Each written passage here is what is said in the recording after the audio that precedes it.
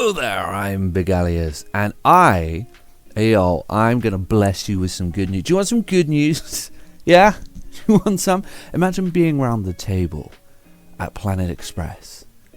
Professor Farnsworth walks in. Maybe he's wearing a lab coat. Maybe he's wearing nothing at all. Maybe it just simply feels like he's wearing nothing at all. Who knows? But he's sat around the table and he says this sentence. He says, "Good news, everyone. Bobby Kotick's fucking off." Yeah.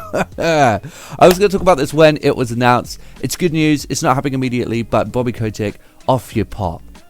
Is it good news, though? I mean, yeah. Okay, yes, it is. Because the guy harbored an awful atmosphere over at Activision.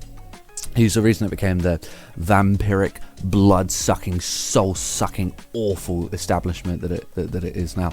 It's terrible, Activision in a complete state.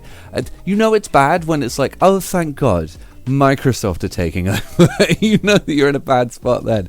Yeah, Bobby Kotick will be leaving a awful legacy within the fans, within the people, in terms of his bank balance and his giant house and awful, huge cars and all that shit. You can tell that I get angry when I talk about CEOs. Yeah, in terms of all that, I'm sure we'll be happy. I mean, yeah, it's cause for celebration. Unfortunately, not to be the bearer of bad news, but he's going to get a huge settlement for going. And, you know, he's raked in a ton of money. But to talk about the legacy of Bobby Kotick is to be, you know, hugely defamatory and just... Man, for anyone who doesn't know, Bobby Kotick is just awful. There's so many, there's a few CEOs for each of these like AAA companies who are just trash. Activision have a bad one. EA have a bad one. I can't remember what his name is, but I remember what he looks like. And he looks evil. They all do, but he looks just like an evil guy. And Ubisoft have a horrible one too. But we know about Ubisoft because Ubisoft had the situation where the CEO was letting sexual harassment happen. And I think I heard similar things at Activision as well. Yeah, it's always nice when one of these guys piss off, but I would be cautiously optimistic if I were you, because obviously, as much as people may think, okay, they're with Microsoft now, you know, it's all Phil's stuff, it's all Phil. No, Microsoft will be an umbrella company, and they have subsidiaries underneath them. There'll still be someone in Bobby Kotick's position at Activision, and we don't know who that will be. And in the history of new CEOs taking over, it never typically goes particularly well, does it? It doesn't usually go overly well. We had the whole deal last year with, what was it? There was an engine that a guy took over. There was a guy who was running like some sort of business, and a guy took over as CEO on this engine, and then they started charging everyone. I don't know, it was Unity or something along those lines. They started charging everyone some sort of royalty payment per sale or something like that for the engine, which was absolutely a ridiculous idea. But it turns out that the guy was doing his own sort of like pump and dump scheme and making a ton of money out of manipulating the stock market for the company. And that's evil and horrible and puts a lot of people's jobs on the line and ruins it for everyone.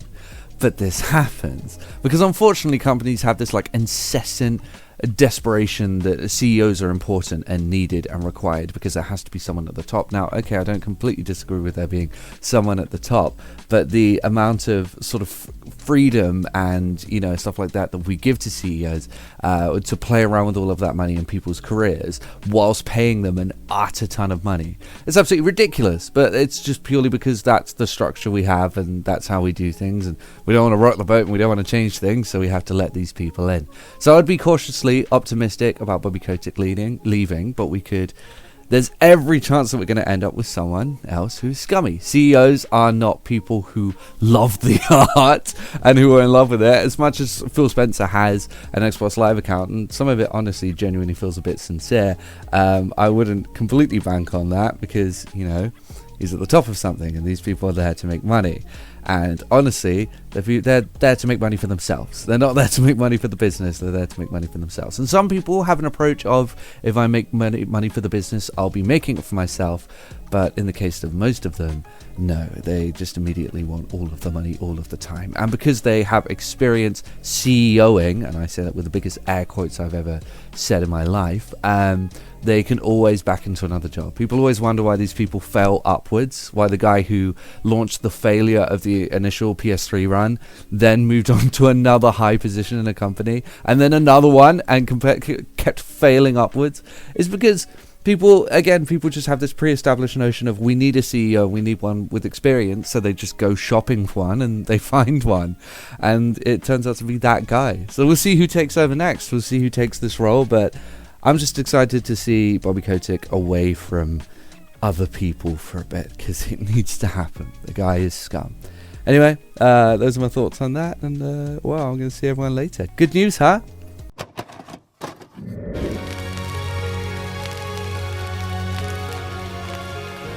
The PlayStation is only $149, and you can also get leading titles.